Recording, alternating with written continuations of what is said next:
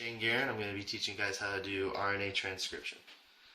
So we're going to start off with our DNA strand over here. This is the 3' side, the 5', 3', 5'. Helicase is going to come through starting at the ta-ta box. And then once it reads the ta-ta box, it starts at the AUG codon, comes through separating the two strands, making this the sense strand and this the antisense strand. And once that happens, they go away. They're pretty much useless for right now. And then RNA polymerase comes in, reading the codons, and then making a premature mRNA to match it.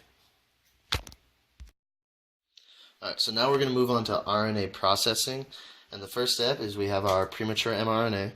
We're going to take a methyl cap or G cap and put it at this end, which then allows for the poly A tail to go on to the other end.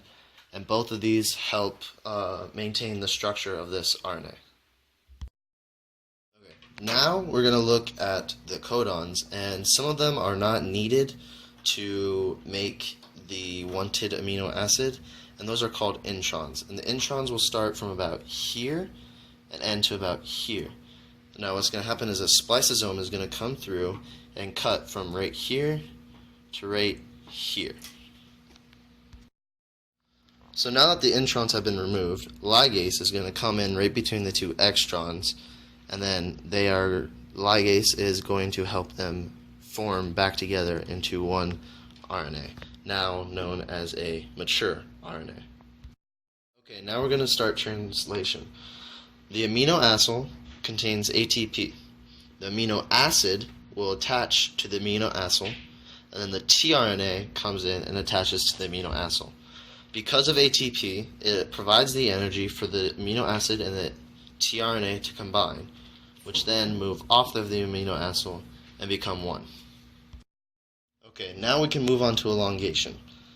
We start with the ribosomes. This is the large subunit, and this is the small subunit. They go together. We then take our mRNA coming through, and then it is reading the codons looking for AUG, which is a start codon. Once that has been found, it stops, therefore letting amino acid and tRNA to come into the P site, in which they combine and bond to the AUG codon.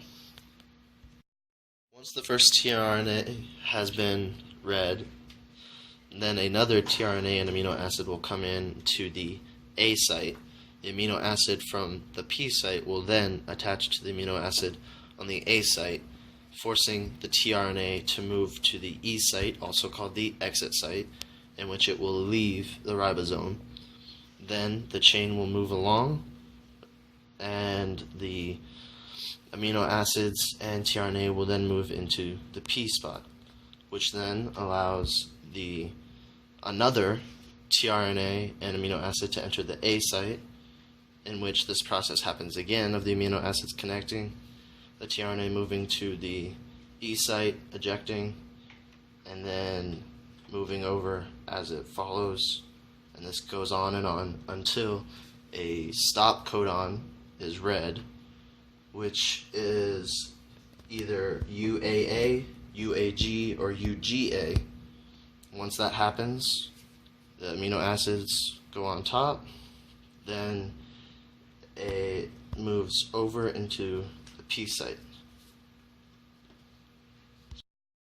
Once the tRNA with the stop codon is in the P site, a release factor then comes in and separates the two.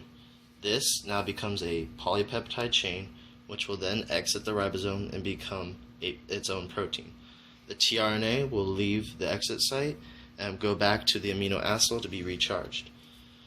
Now that the mRNA has been read all the way through, it will go through and go back out. And that's it.